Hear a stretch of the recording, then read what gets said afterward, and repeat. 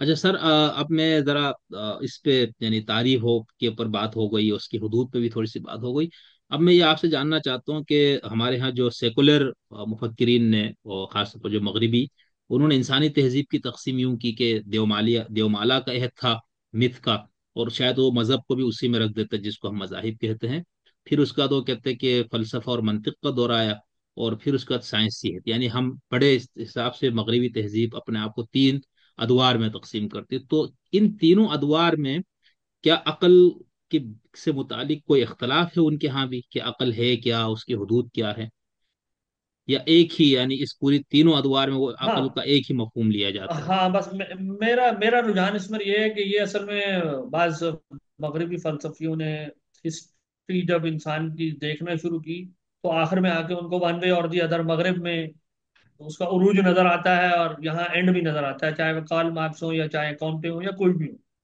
बात यह कि इंसानी तारीख को इस तरह से डिवाइड करना कि एक गोया, असल में ये जो तारीख है ना, ये इंसान की बेवकूफ़ी की तारीख दिखाने के लिए, क्योंकि पहले के लोग देवमाला की कहानियों पर यकीन करते थे। अच्छा, देवमाला से मुराद क्या होती थी? जो नबी हमें बातें बताते थे या वही पर, वो गोया गौर व फिक्र नहीं करते थे, बस नबी की बात मान लेते थे, बगैर सुने, बगैर समझे, यानी सुनते तो थे, यानी सोचे समझे बगैर यकीन करते थे।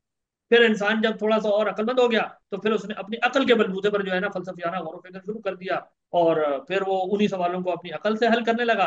और फिर जब साइंस वाइंस आ गई, तो उसको पता लग गया कि इल्म तो बस यही आता है, इसी तरह आता है। तो अब वो ये एक ऐसी कहानी बनाई हुई है, तो कुछ भी बना लें घर से बैठ के, इसका कोई एम्पिरिकल एविडेंस है कि क्या एक इंसानी तारीख का एक ऐसा दौर था जब इंसान गौर व फिक्र नहीं करते थे इन बड़े सवालों के ऊपर?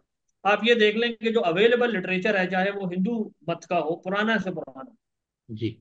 जो यूनानियों से भी पुराना है, उनमें भी इन बड़े सवालात के ऊपर अकली बहसें मौजूद हैं। इंसान इसी तरह से उनसे नवजात हो रहे हैं, चाहे अच्छा यूनानी वहां से ले रहे हैं, वो उसका उनका जवाब देने की कोशिश कर रहे हैं। और इसी दौर के अंदर आप देखिए, इंसान तजर्बे से भी इल्म हासिल किए चले जा रहा है, एहराम मिस्र बना रहा है, वंडर्स ऑफ द, मतलब ये कि मतलब जो ग्रेटेस्ट चीजें हैं वो बना रहा है, वो बगैर तजर्बे के तो नहीं इल्म हासिल कर रहा था ना। वो सारा कुछ एक साथ चल रहा था। अच्छा, इसी तरीके से आज के दौर में आ जाए कि आज के दौर में तवहम परस्ती खत्म हो गई है, लोग आज भी तवहम परस्ती का शिकार हैं। लोगों को मतलब ये कि स्टोरीज पर आज भी लोग यकीन करते हैं मजहब के अंदर, चाहे वो सच और झूठ, ये एक अलग बहस है। जी। तो ये कहना कि नहीं एक ऐसा दौर है, फिर एक ऐसा दौर है, ये ऐसा दौर है, ये अपनी पर्सनल एक जजमेंट है, बस मैंने पास कर दी।